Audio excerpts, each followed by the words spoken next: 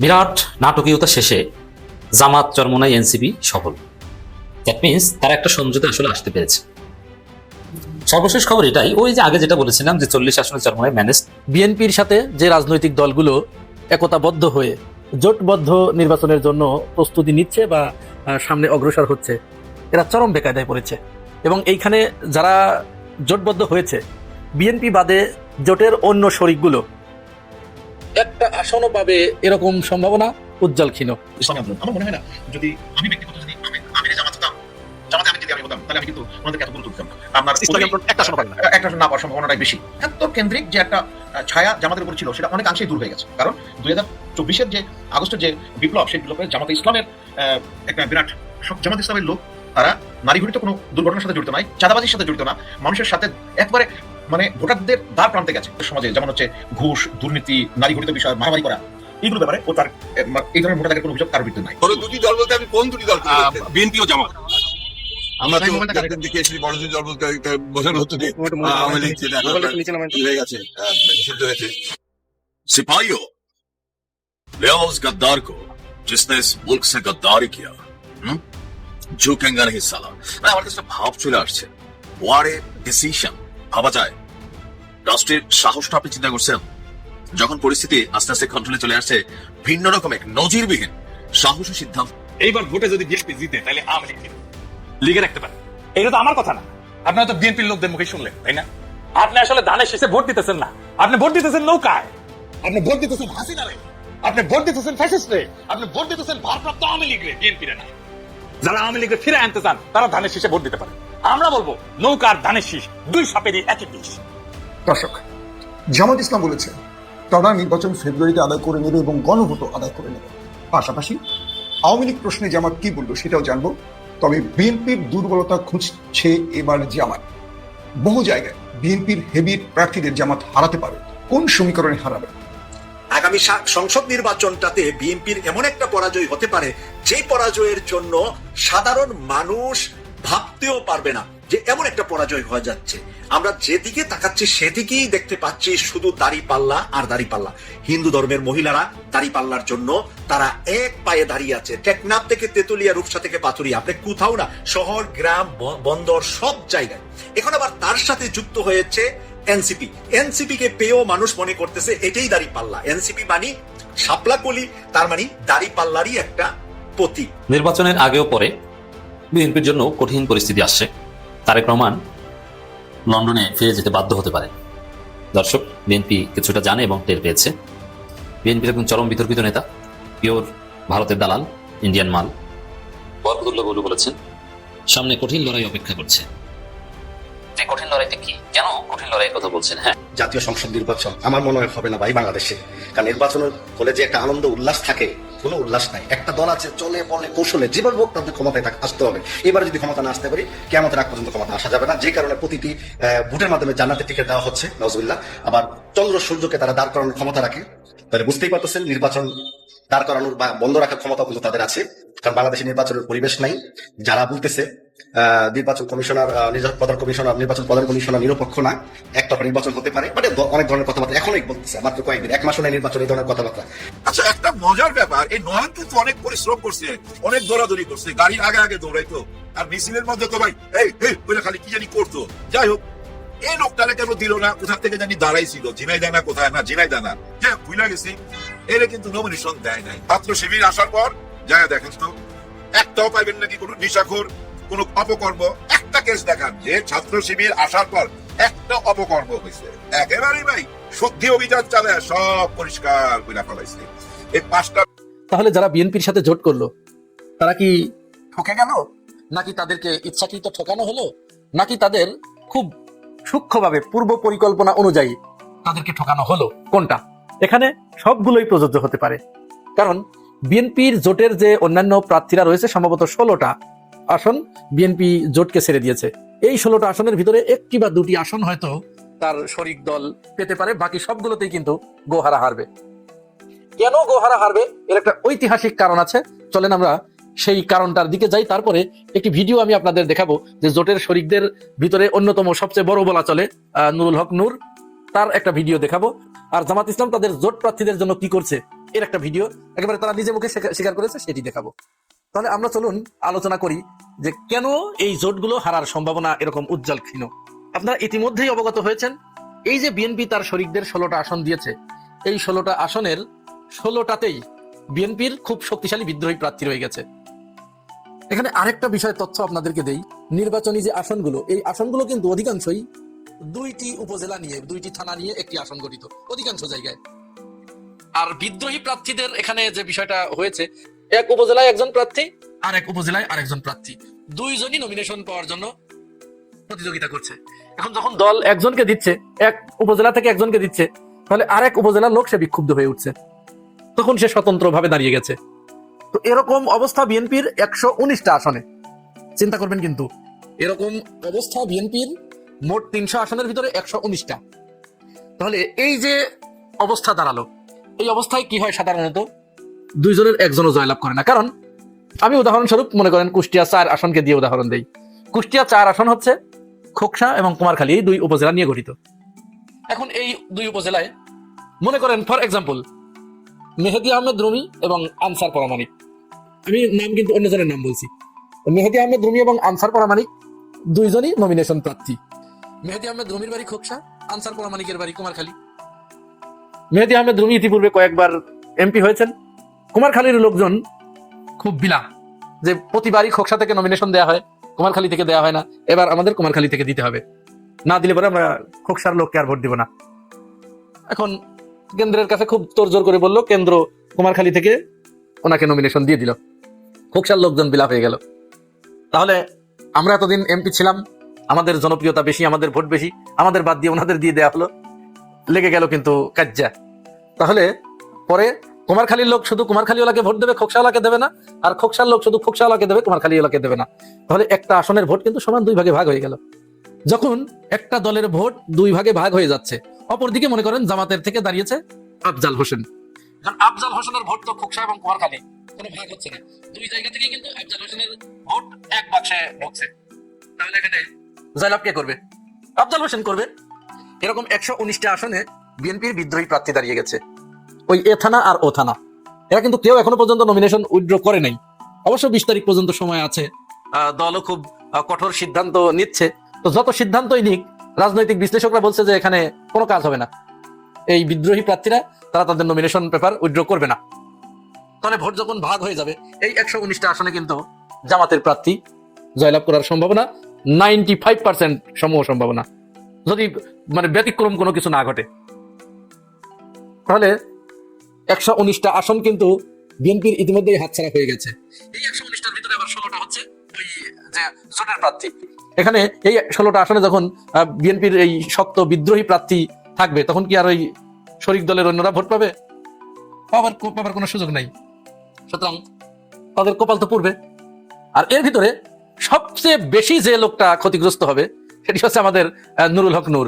নুরুল হক নূর ক্ষতিগ্রস্ত হবে বেশি এই কারণেই, নুরুল হক নূরের আসলে রাজনৈতিক তার রাজনীতিটা ধ্বংস হয়ে গেছে, বাংলাদেশ থেকে শেষ, তার রাজনীতি একেবারে মরে গেছে, সে দিক হারিয়ে ফেলেছে। তার একটা উজ্জ্বল সম্ভাবনা ছিল, সে মায়ের খেয়ে খেয়ে যে পর্যন্ত এসেছিল। এই নুরুল হক নূর যদি বিএনপির জোটে না গিয়ে একা একাও নির্বাচন করতো, তবুও তার আসনটা সে হয়তো পেত, অথবা সে যদি জামাতের সাথে যেত তাহলে সে নিশ্চিত তার আসনটা সে পেত। কিভাবে পেত আমি একেবারে আসন বুঝিয়ে দিচ্ছি। নুরুল হক নূর তার যে যেখানে আসন দেওয়া হয়েছে, সেখানে বিএনপির একজন শক্তিশালী বিদ্রোহী প্রার্থী দাঁড়িয়ে গেছে, তাকে দল থেকে বলা হয়েছে সে নমিনেশন পেপার উইথড্র করবে না, কোনো মতো অবস্থায় করবে না। তো এই যখন তারা করছে না, তখন বিএনপি তাকে কি করছে? বহিষ্কার করছে। আর বিএনপির বহিষ্কার তো আমরা এখন বুঝতেই পারছি, ইদানিং যতগুলোকে বহিষ্কার করেছে 5 আগস্টের পর থেকে প্রত্যেককে আবার দলে ফেরত নিয়ে এসেছে। সুতরাং এই বহিষ্কার আদেশ জাস্ট এক টুকরো কাগজ ছাড়া কিছুই নয়। যখন এরা এমপি হয়ে যাবে বিদ্রোহী প্রার্থী থেকে, তখন এদেরকে দলে নিয়ে নেবে। এটা জাস্ট একটা খেলা, এটা ওই বহিষ্কার খেলা একটা, তাছাড়া আর কিচ্ছু নয়। তাহলে নুরুল হক নূরের কপাল কিন্তু অলরেডি পুড়ে গেছে, একেবারে পুড়ে ছারখার হয়ে গেছে। এর ভিতরে নূরের যে সাধারণ সম্পাদক রাশেদ খান, ঝিনাইদহ থেকে সে বিএনপিতে যোগ দিয়ে নমিনেশন বাগায় নিছে, ওটাও হারবে। এরপরে আমাদের এই যে ব্রাহ্মণবাড়িয়া 2 জন আছে, ব্রাহ্মণবাড়িয়া একজন আছে জুনায়েদ আল হাবিব, উনি হুজুর মানুষ আর কি, বেশি লোভ করতে গেছে, তো সে হারবে। তারপরে জুনায়েদ সাকি, 2 জুনায়েদ আর কি, 2জনই হারবে, একজনও জিতবে না। এখানে দুই জায়গায় বিএনপির বিদ্রোহী প্রার্থী রয়ে গেছে, তারা নমিনেশন পেপার উইথড্র করে নাই। সুতরাং কি হচ্ছে বুঝতেই পারছেন। আর অপরদিকে তো রুমিন ফারহানা আছেই। আর রুমিন ফারহানা কে আমরা আগে যতই মন্দ বলি আর যাই বলি, সে কিন্তু এখন নমিনেশন না পেয়ে সত্য কথাগুলো সে এখন বলছে। এখানে রুমিন ফারহানা হয়ে যাবে, এমপি হয়ে যাবে। এরকম আরো এই যে ঢাকা সম্ভবত 12 আসনে বামপন্থী একজনকে দিয়েছে, সেখানেও বিদ্রোহী প্রার্থী আছে বিএনপির। সব জায়গায় 16টাতেই রয়েছে। ওই যে বললাম টোটাল 119টার ভিতরে বিদ্রোহী প্রার্থী, তাহলে 119টা তো এসেই গেছে। যাই হোক, এবার চলেন ভিপি নুরুল হক নূর, সে একটা বক্তব্য দিয়েছে। আর আমাদের ঢাকা 8 আসনে এনসিপির নাসিরউদ্দিন পাটোয়ারি, সে একটা বক্তব্য দিয়েছে। ভিপি নূর যেখানে হাই হাই করছে যে আমি আগে জানলে এই কাজ করতাম না, আর নাসিরউদ্দিন পাটোয়ারি সেখানে জামাতের প্রশংসায় পঞ্চমুখ। জামাত কিন্তু কোনো জায়গায় বিদ্রোহী প্রার্থী দেয় নাই, এমনকি নিজের পকেটের টাকা খরচ করে জোটের প্রার্থীর জন্য দিন রাত উজাড় করে দিয়ে কাজ করছে। জামাত শুধু কেন্দ্র থেকে তার প্রার্থীকে বলেছে তুমি বসে যাও, একেবারে বিনা বাক্য ব্যয়ে বসে গেছে, টাকা খরচ করেছে। কিন্তু সে শুধু তাই নয়, জামাত ইসলাম এই যে আসনগুলো শরিকদেরকে দিয়েছে সবগুলো কিন্তু এক ক্যাটাগরির। জামাত যেখানে নিশ্চিত আসন পায়, জামাত চাচ্ছে যে তারা আসন পেয়ে আসুক আর তারা সংসদে আসুক। তরুণদের সংসদে আসা দরকার, জোট প্রার্থীদের সংসদে আসা দরকার। এই ক্যাটাগরির আসনগুলো ছেড়ে দিয়েছে। অপরদিকে বিএনপি যাদেরকে যে 16টা আসন ছেড়ে দিয়েছে, একটাও কিন্তু সব ওই বিএনপি যেখানে একেবারে খুব বাজে অবস্থা সেইখানে দিয়েছে সবগুলোতে। সুতরাং আসুন আমরা ওই আলোচনাটা শুনি। আমি যদি জানতাম এই জনপদে নির্বাচন করতে গিয়ে এইভাবে আমাকে আসলে এত ঝুঁকি ঝামেলার মধ্যে পড়তে হবে, তাহলে আমি এখান থেকে নির্বাচন করতাম না। ঢাকা শহরের মানুষ রিক্সাওয়ালা থেকে শুরু করে একজন খেটে খাওয়া মানুষ টেলিভিশন পত্রিকায় দেখেছে আমার আন্দোলন সংগ্রাম, আমার নির্যাতন নিপীড়নের গল্প। জামায়াত ইসলামের সাথে কাজ করছি, তারা একটি মাঠে আছে এবং তারা কাজ করছেন। আমাদের বিভিন্ন জায়গায় সমন্বয় সভা হচ্ছে, আগামী 1-2 দিনে আমার আসলে সকল সমন্বয় সভা হয়ে যাবে। সবাই মাঠে কাজ করা শুরু করে দিয়েছেন, তো ওনারা আমাদেরকে ভালো সাপোর্ট দিচ্ছেন। এখানে যে বিএনপির সাথে জোট হলে যেমন বিদ্রোহী প্রার্থীর সম্ভাবনা এগুলো নাই, তারপরে টাকা দেওয়া লাগে এটা লাগে না, ওনারা নিজ থেকে কাজ করতেছেন, মহিলারা বাড়ি বাড়ি যাচ্ছেন, তো এটা ভালো। আলহামদুলিল্লাহ আমাদের জোটটা ভালো হয়েছে এবং এর মাধ্যমে আমরা বড় ধরনের সাপোর্ট পাচ্ছি। আপনার মনে আছে যে আমাদের একটা জরিপে 70% শেখ হাসিনাকে চাই, এটা বোধহয় 2023 না ইন্টারন্যাশনাল রিপাবলিকান ইনস্টিটিউট IRI মার্কিন প্রতিষ্ঠান, রাইট। তো জরিপ 2023 সালের সেপ্টেম্বরে করা হয়েছে, রাইট। সো জরিপগুলো হবে ইভেন কি জরিপের যেটা মানে এই টার্মটা পশ্চিমে খুব বেশি প্রচলিত, সেটা হচ্ছে এক্সিট পোল, অর্থাৎ বুথ ফেরত লোকজনের সাথে কথা বলে একটা সার্ভে করা হয় কে কত ভোট পেতে পারে, এবং সেটা তো ভুল হয়। অর্থাৎ ভোট কে দিয়ে আসছে কয়েকজন কিছু রেসপন্ডেন্টের সাথে আলাপ করে তারা যে সার্ভে করে সেটা তো ভুল প্রমাণিত হয়। একটা নির্বাচন আমি ঠিক এক্স্যাক্টলি মনে পড়ছে না, এই কয়েকদিন আগে এটা হয়েছে। নির্বাচন এখনো দেরি আছে, 12 তারিখে। আপনাকে একটা বাস্তব অবস্থা ফেরত নিয়ে যায় 1991 সালে যে নির্বাচনটা হয়েছিল প্রথম তত্ত্বাবধায়ক সরকারের আমলে। তো সেই সময় সবাই ধারণা করেছিল যে আওয়ামী লীগ সুসংগঠিত ছিল, তারা ক্ষমতায় আসবে, কিন্তু নির্বাচনটায় দেখা গেল যে তারা আসতে পারলো না, কারণ বিএনপি মেজরিটি পেল এবং জামাতের সমর্থনে তারা সরকার গঠন করলো। এবং সেখানে একটা বড় ফ্যাক্টর কাজ করেছিল যে শেখ হাসিনা এবং বেগম খালেদা জিয়া দুইজনেই নির্বাচনের আগে রাত্রে একটা ভাষণ দিয়েছিলেন টেলিভিশন রেডিওতে। তো টেলিভিশন রেডিওতে আমি তখন নির্বাচনী দায়িত্বে ছিলাম লোহাগড়াতে। তো লোকজন শেখ হাসিনার যে বক্তব্য, উদ্ধত বক্তব্য এবং অশালীন কথাবার্তা বলাতে লোকজন খুব বীতশ্রদ্ধ হয়েছিল। জানি না সেই ভাষণটা কত নেতিবাচক প্রভাব পড়েছিল ভোটের উপরে। এটা গেল একটা বাস্তব উদাহরণ। তো নির্বাচনে জামাত ইসলাম ওই সময় 14টা না 15টা বোধহয় সিট পেয়েছিল। আর এরপরে জামাত ইসলাম 1996 সালে তারা 3টা সিট পেয়েছিল, তারা ইন্ডিপেন্ডেন্টলি তারা নির্বাচন করেছিল। আবার 2001 সালে তারা সম্মিলিত মানে 4 জোটের অংশ হিসেবে নির্বাচনে অংশ নিয়েছিল। এখন আমি যদি 2001 সালটা ধরি, আচ্ছা 2026, তার মানে 25 বছর আগের ঘটনা। এই 25 বছর আগের ঘটনা মানে ফলাফল দিয়ে আজকে 2026-এর ফলাফল সম্পর্কে আপনার ভবিষ্যৎবাণী করা এটা যথেষ্ট কঠিন। কারণ জামাতের যে কর্মদক্ষতা এবং তারা যেভাবে তাদের নিবেদিত প্রাণ কর্মীদের মাধ্যমে নির্বাচনে তাদের অবস্থানটাকে এগিয়ে নিয়ে গেছে, কতগুলো ফ্যাক্টর কাজ করেছে আমি যেটা বুঝতে পারি। একটা হচ্ছে জামাত ইসলামের লোক কোনো মানে অনিয়ম যেটা আমাদের সমাজে যেমন হচ্ছে ঘুষ, দুর্নীতি, নারী ঘটিত বিষয়, মারামারি করা, এইগুলো ব্যাপারে ও তার এই ধরনের মোটা দাগের কোনো অভিযোগ কারোর বিরুদ্ধে নাই, প্রতারণার অভিযোগও নাই। আর এই সবগুলোই অভিযোগ কিন্তু আপনার বর্তমানে যে প্রতিদ্বন্দ্বী দল তাদের সাথে আছে। এটা গেল একটা দিক। আর একটা জিনিস হচ্ছে যে জামাত ইসলাম সুসংগঠিত এবং বিশেষ করে তাদের ইয়াং ফ্রন্ট অর্থাৎ ছাত্র শিবির এবং ওই পর্যায়ের যারা সরাসরি শিবির করে না কিন্তু তাদের যে সমর্থক গোষ্ঠী তারা বেশ সুসংগঠিত। সুতরাং আপনার মনে আছে বদর যুদ্ধে আমাদের ইসলামী মানে মুসলমানদের 300 জন যোদ্ধা ছিল আর কাফিরদের ছিল 3000, 10 গুণ বেশি। তো যদি আপনার কর্মী বাহিনী যদি সুসংগঠিত, শৃঙ্খল এবং দায়িত্ববান হয় তাহলে তারা অনেক কিছু পরিবর্তন করতে পারে। যেমন একটা আমার নিজের ব্যক্তিগত অভিজ্ঞতা আছে নির্বাচনের মাঠে ঘোরা। আমি একজন স্বতন্ত্র প্রার্থী হিসেবে একবার নির্বাচন করেছিলাম পরিস্থিতি বোঝার জন্য কেমন হয়। তো সেখানে আমি দেখছি যে বড় দুই দলের একাধিক লোক আপনার নমিনেশন পাওয়ার জন্য তারা চেষ্টা করছে এবং তাদের প্রত্যেকেরই সমর্থক গোষ্ঠী আছে এবং এই সমর্থক গোষ্ঠীগুলো আবার নিজেদের ভিতরে মারামারি করে, একজনের সমর্থক আরেকজন সমর্থকের মধ্যে। আবার এমনও আছে যেমন যে ঘটনা খুব মানে এটা গুরুত্বপূর্ণ, মনে করেন যে গত প্রায় আমি 2008 সালের নির্বাচনটা পার্টিসিপেটরি হয়েছিল কিন্তু অতটা সুষ্ঠু হয়েছে বলে আমার কাছে মনে হয়নি, এই কারণে যে এর আগে নির্বাচনের লেভেল প্লেইং ফিল্ডটা তৈরি হয়নি। আপনার বিএনপি জামাত জোট তারা দৌড়ের উপরে ছিল 2 বছর মানে তখন ওই জরুরি অবস্থার সরকারের কারণে। তো এখন একটু পরিস্থিতি পরিবর্তন হয়েছে, এখন মনে হচ্ছে আপাতত যে সেই জিনিসটা নাই। তো 2008 সালের নির্বাচন সুষ্ঠুভাবে হয়েছে কিন্তু ওই যে নির্বাচনের আগে প্রচার করতে পারে নাই, তারপরে হচ্ছে বিভিন্ন পর্যায়ে বাধা হয়েছে, নেতাগুলো দৌড়ের উপরে ছিল, অনেক কর্মী দৌড়ের উপরে ছিল। তো সুসংগঠিত নির্বাচনের মানে লেভেল প্লেইং ফিল্ডটা হয়নি, কিন্তু এবার একটু ব্যতিক্রম হচ্ছে। আরেকটা হচ্ছে যে জামাত ইসলাম এই গত 17 মাসে তারা অনেক পরিপক্কতার পরিচয় দিয়েছে। আপনি খেয়াল করে দেখেন জামাত নেতাদের কেউ একটু হালকা কথা বলার লোকের সংখ্যা কিন্তু খুব কম, 2-1টা মাত্র এদিক ওদিকে হয়েছে, আর বাকি কিন্তু ওরকম হয় নাই। তো এই জিনিসগুলো জামাতের পক্ষে গেছে। একটা হচ্ছে তারা মারামারি করে নাই, তারা নারী ঘটিত কোনো দুর্ঘটনার সাথে জড়িত নাই, চাঁদাবাজির সাথে জড়িত না, মানুষের সাথে একবারে মানে ভোটারদের দ্বার প্রান্তে গেছে।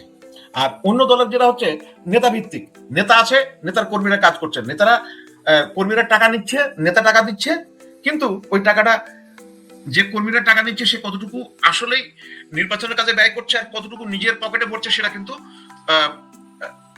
মানে নিরূপণ করা কঠিন। তো জামাতের এটা নাই।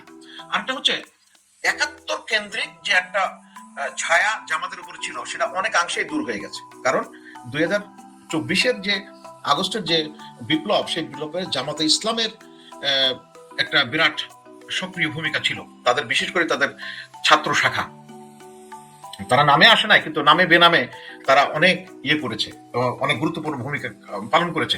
এই সবগুলোই ভোটারদের মনে একটা করেছে। আরেকটা জিনিস, ভোটের আগে কিন্তু বিশেষ করে আমাদের দেশের ভোটে প্রত্যেকবার ভোটেরই একসময় একটা ভোটের জোয়ার ওঠে কিন্তু, যে এবারে অমুককে দেবো। যেমন আপনি খেয়াল করে দেখেন 2001 সালে যে নির্বাচনটা হলো, আওয়ামী লীগের ওখানে তারা 59টা বা 61টা বোধহয় সিট পেয়েছিল, আর বাকি সব বিএনপি পেয়ে গেল।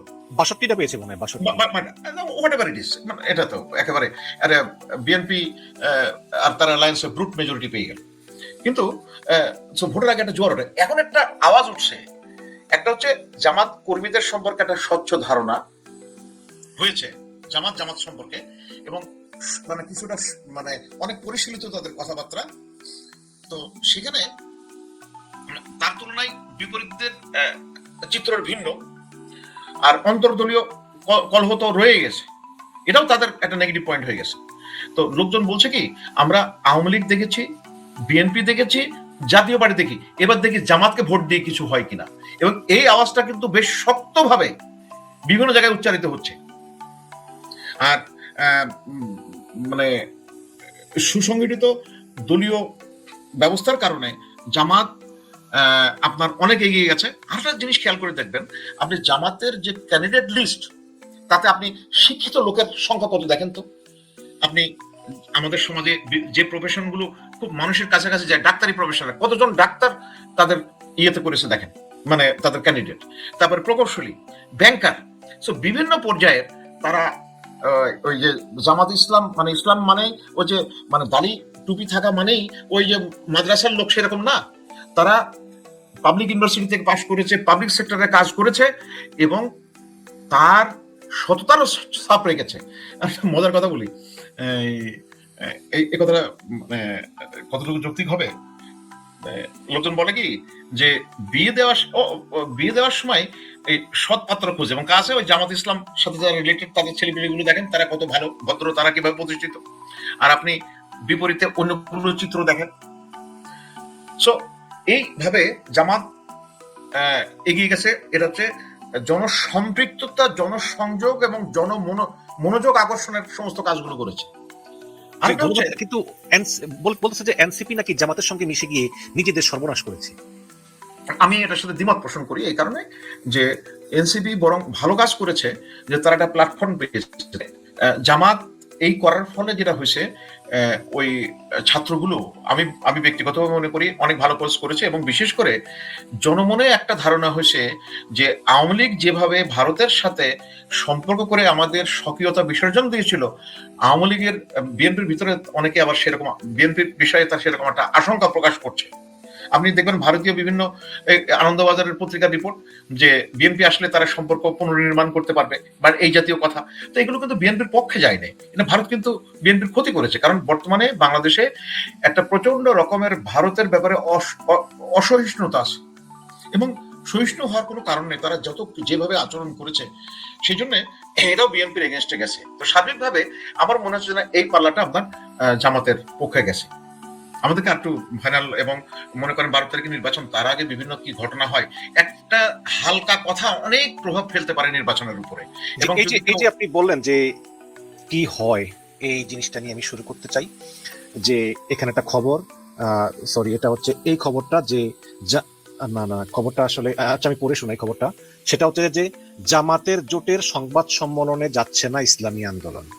এখানে যে একটা জোট হয়েছে জামাত ইসলাম, এনসিপি এবং ইসলামী আন্দোলন, তাদের সঙ্গে আসন সমঝোতা হয়নি।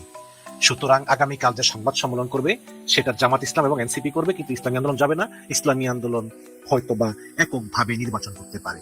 তাহলে এই যে একটা শক্তিশালী জোট আবির্ভাবের সময় সেই চোরমোনাইয়ের পীর ইসলামী আন্দোলন, তারা এই যে এই ধরনের সিদ্ধান্ত নিল, এই সিদ্ধান্ত নিয়ে আসলে তারা মানে কার উপকার করলো আমি তো বুঝলাম না। এই ইসলামী আন্দোলনের চরমোনাইয়ের মুফতি রেজাউল করিম এর সম্পর্কে আপনার কি ধারণা? আমার মনে হয় তারা নিজের প্রতি নিজের ক্ষতি করলো। আপনি এর আগে তারা কোন নির্বাচনে তাদের কোন সংসদ সদস্য নির্বাচিত হয়েছে বলে কি আপনার জানা আছে? না, আমার জানা নেই। রাইট। এবং তাদের আমার মনে হয় তারা অনেক বেশি আসন দাবি করেছিল। অর্থাৎ তাদের যে এবং এই জোটের ক্ষেত্রে একটা সমস্যা হয় কি, দুর্বল দলগুলো তারা হ্যাঁ তাদের বেশ কিছু সাপোর্টার আছে, কিন্তু তারা এক জায়গায় না, তারা কিন্তু দেশের বিভিন্ন অঞ্চলে ছড়িয়ে ছিটিয়ে আছে। তো তারা যদি জামাতের সাথে না আসে, আপনি যদি ওই একটা খেয়াল করে দেখেন যে আপনার যে সার্ভের কথাটা বললেন, জরিপের কথা বললেন, সেখানে 33.6 হচ্ছে জামাত আর হচ্ছে 7% হচ্ছে আপনার এই তো অতিরিক্ত 40-এর উপরে হয়ে যায়। আবার আর কাছে এই সুইং ভোটার, এর বেশি আমার একটা কথা আছে। আমি আগে শেষ করে নিই একটু ইসলামী আন্দোলন। আমার মনে হয় না, যদি আমি ব্যক্তিগত যদি আমিরে জামাত হতাম, জামাতে আমির যদি আমি হতাম, তাহলে আমি কিন্তু ওনাদেরকে এত গুরুত্ব দিতাম না। জামাত অলরেডি একটা ভালো স্কোর করেছে, সেটা হচ্ছে 2 জন মুক্তিযোদ্ধাকে ওনাদের দলে যোগ দিয়েছেন। সুতরাং ওই যে জামাত ইসলাম সম্পর্কে ওই যে কথাগুলো হতো, সেই কথাগুলো থেকে কিছুটা হলেও ওনারা মুক্ত হয়েছেন এবং হবেন বলে আমার ধারণা। আর ইসলামিক আন্দোলন থাকলে ভালো, কিন্তু আমার মনে হয় তারা ভালো চাইতে সমস্যা তৈরি করে কিনা এই ধরনের একটা জিনিস। বরিশাল অঞ্চলে আমাদের একটা প্রভাব আছে। জামাত তো বিভিন্ন জায়গায়, যেমন আমি পিরোজপুরি সাইদি সাহেবের বাড়ি ঝালকাঠি না পিরোজপুর ওরকম সাইদি সাহেবের 2 ছেলে 2 জায়গায় দাঁড়াচ্ছে এবং তারা ফরমেডেবল ক্যান্ডিডেট। সুতরাং আপনাকে ওই জায়গায় যদি আবার ওই আপনি মনে করেন যে ইসলামী আন্দোলনের একজন বলে কি আমাদেরকে ওই সিটটা দিতে হবে, তাহলে তো এটা বিপজ্জনক। তো সুতরাং জামাত ইসলামের উদারতাকে আমি প্রশংসা করি। তারা আগ্রহ দেখিয়েছে যে আমাদের সাথে আসেন। তারা যদি না আসে, জামাতের খুব একটা বেশি ক্ষতি হবে বলে আমার মনে হয় না, বরং আপনার একটা আসন না পাওয়ার সম্ভাবনাটাই বেশি। তো এখনো নির্বাচনের আগে এই কথাটা আমি বলছি এই কারণে যে সম্ভাবনা আছে, না পাওয়ার সম্ভাবনা আছে। বরং জামাত ইসলামের সাথে এই নির্বাচনে গেলে তারা জাতে উঠতো, তাদের সংসদে কয়েকজনের বেশি পেত, এবং ওদের তো এক এক সময় এক এক কথা বলে, অর্থাৎ তাদের একটা আচরণের ধারাবাহিকতার একটা ঘাটতি আছে বলে আমার কাছে মনে হয়েছে। সুতরাং আমরা তো চেষ্টা করতে পারি, সবাই চেষ্টা করতে পারি, এখন ফলাফল তো রব্বুল আলামিনের হাতে। জি, অনেক অনেক অনেক ধন্যবাদ। সর্বশেষ প্রশ্ন সেটা হচ্ছে যে গণভোটে হ্যাঁ নাকি না, যে জুলাই সনদের অনুযায়ী বাংলাদেশ চলবে কি চলবে না, এখন এটা নিয়ে যদিও বিএনপি অফিসিয়ালি কিছু বলে না, বাট তাদের দলীয় নেতা কর্মীরা বলে জুলাই সনদ যদি পাস হয়, হ্যাঁ যুক্ত হয়, তাহলে সংবিধান থেকে বিসমিল্লাহ উঠে যাবে, বিজয় দিবস থাকবে না, মুক্তিযুদ্ধ থাকবে না, স্বাধীনতা দিবস থাকবে না, এরকম। তো আপনার কি মনে হয় যে আসলে এই যে জুলাই সনদ, এটার বিপক্ষে বিএনপি নেতা কর্মীরা যে গেল, এটা বিএনপির জন্য ভালো হলো নাকি খারাপ হলো, এবং পরবর্তী বাংলাদেশকে আসলে এই জুলাই সনদ অনুযায়ী চলা উচিত কিনা, এই 24 পরবর্তী বাংলাদেশ? আমি খুব কষ্ট পেয়েছি কি জানেন, যে এই গণভোটটা সবার আগে হওয়া উচিত ছিল, তারপরে জাতীয় নির্বাচন হওয়ার কথা ছিল, এবং বিএনপির পীড়াপিড়ির কারণেই এই আপনার এই একই দিনে গণভোট এবং নির্বাচন হয়েছে, এবং একটা সংশয় দেখা গেছে যে আমাদের ভোট নেওয়ার যে ক্যাপাসিটি, সেটাতে 12 কোটির উপরে ভোটারের ভোট নেওয়া একদিনে সম্ভব হবে কিনা, সন্দেহ হলো, এটি দেখা গেছে। আপনি কারণ আগে তো একটা ভোট দিত একটা মাকে, এখন তাকে 2টা ভোট দিতে হবে, সুতরাং সময় তো তাহলে ডবল সময় লাগছে, সুতরাং সেটা সম্ভব হবে কিনা এটা অলরেডি দেখা গেছে। আর জুলাই সনদের ব্যাপারে বিভিন্ন সময়ে বিএনপির তরফ থেকে বিভিন্ন ধরনের কথা বলা হয়েছে, একবার হ্যাঁ, একবার না, একবার না, একবার হ্যাঁ। তবে সর্বশেষ আমি রাত্রে যে দেখলাম, বোধহয় ওরা বলছে যে না, বিএনপি তারা জুলাই সনদের পক্ষে হ্যার জন্য প্রচার করছে, এবং কতটুকু মনের কথা আর কোন মুখের কথা সেটা বলা যাবে না। আর এটা পরবর্তীতে পরিবর্তিত হবে কিনা সেটাও আমি বলতে পারছি না, কারণ তাদের নেতা কর্মীরা বিভিন্ন জায়গায় বিভিন্ন ধরনের কথা বলছে, এবং সেগুলোর অনেক ভিডিও অডিও বিভিন্ন জায়গায় গেছে, এবং আমার ব্যক্তিগত বিশ্বাস এই কথাগুলো কিন্তু বিএনপির জন্য খুব একটা ভালো হচ্ছে না, ভোটের মাঠে এটা তাদের পক্ষে যাচ্ছে না। তো আমি আশা করি যে বিএনপি এই জিনিসটা মূল্যায়ন করবেন, কারণ সময় খুব কম। আর যেভাবেই হোক ভোটটা এই জুলাই সনদ না হওয়া মানে এই ছেলেগুলোর জীবনটা কেন বৃথা দিল বলে কি, এটা কাউকে ক্ষমতায় বসানোর জন্য? তো এটা আমার শুনলে আমার গা শিউরে ওঠে ভাই, যে এই ছেলেগুলো এইভাবে কোনো কিছু হিসাব না করে গুলির সামনে দাঁড়াই গেল, 1400 লোক মারা গেল, যেটা জাতিসংঘের রিপোর্টে আসছে, আর কত হাজার 20,000 পঙ্গু হলো, আর পঙ্গু হলো, এবং তারা কেউ কেউ তো আজীবন। আমি অনেকগুলো হাসপাতালে দেখেছি তাদের চোখ নাই ভাই, কারো হাত নাই।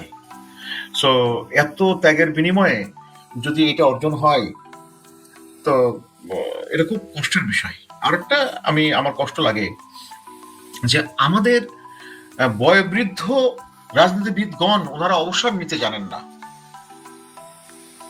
ওনাদের কাছে অবসর নেই, ওনারা চলতে পারছেন না, এই কি বলে হুইল চেয়ারে যাচ্ছেন, কিন্তু তাদের দায়িত্ববোধের কাছে আমার প্রশ্ন, যে মানুষটা সুষ্ঠুভাবে বসতে পারছে না, দাঁড়াতে পারছেন না, শারীরিক অসুস্থতার কারণে চিন্তা করতে পারছেন না, আপনার বিভিন্ন অনুষ্ঠানে গিয়ে পড়ে যাচ্ছেন মাটিতে, তাকে আবার উঠায় তুলতে হয়, তবুও উনি রাজনীতি ছাড়ছেন না। এবং এই একটা কারণে আপনি দেখবেন যে নতুন রাজনীতিবিদদেরকে আমরা পাচ্ছি না। ভাগ্য ভালো এই ছেলেগুলো মানে গুলি নিজের বুকে বরণ করে নিয়েছিল বলেই এই পরিবর্তনটা হয়েছে, কিন্তু এই যে বয়স্ক লোকগুলো যে আচরণগুলো করছে, এটা সমাজের জন্য, দেশের জন্য, কারোর জন্য ভালো হচ্ছে বলে আমার কাছে মনে হচ্ছে না। আর একটা ছোট্ট কথা আমি যোগ করছি, আমাদের তরুণ সমাজ, যেটার ভোটের সংখ্যা মোর দ্যান 33%, আমার কাছে হিসাবে আরো বেশি, কারণ 2001 হচ্ছে সর্বশেষ সুষ্ঠু নির্বাচন হয়েছে, পার্টিসিপেটরি নির্বাচন হয়েছে। তো তার এই 25 বছরের সেই হিসেবে ধরলে, অর্থাৎ যার বয়স ওই সময় 17 বছর ছিল, ভোট দিতে পারে না 2001-এ, তাহলে 17 আর এই 25 যোগ করেন, মানে 42 বছর বয়স অব্দি তারা লোকজন সুষ্ঠুভাবে ভোট দিতে পারে নাই, মানে অংশগ্রহণমূলক নির্বাচনে অংশগ্রহণ নিতে ভোট দিতে পারে নাই। সুতরাং এই সংখ্যা আরো বেশি হবে। সুতরাং ওই যে 17% আপনার বললেন যে তারা সিদ্ধান্তহীন, এই সিদ্ধান্তহীনতাটা আমার কাছে একটা বিরাট প্রভাব ফেলবে বলে আমার বিশ্বাস, এবং সেটাতে রাজনৈতিক দলগুলো leading up to the election কি ধরনের আচরণ করে, কথাবার্তা কতটুকু লাগাম টানতে পারে, তার উপরে ভিত্তি করে হয়তো ডিসিশন আসতে পারে। তো আমি খুব কষ্ট পাবো যদি জুলাই 24-এর অবদানকে কোনোভাবেই অস্বীকার করা হয়। এই ছেলেগুলোর অকাতরে প্রাণ দেওয়াকে যারা হালকা ভাবে নেয়, যারা এটাকে স্বীকার করতে চায় না, বয়স্ক রাজনীতিবিদরা, আমি তাদের কাছে ক্ষমা চাচ্ছি, অনুরোধ করছি, দয়া করে দেশের প্রতি একটু সুবিচার করার চেষ্টা করেন।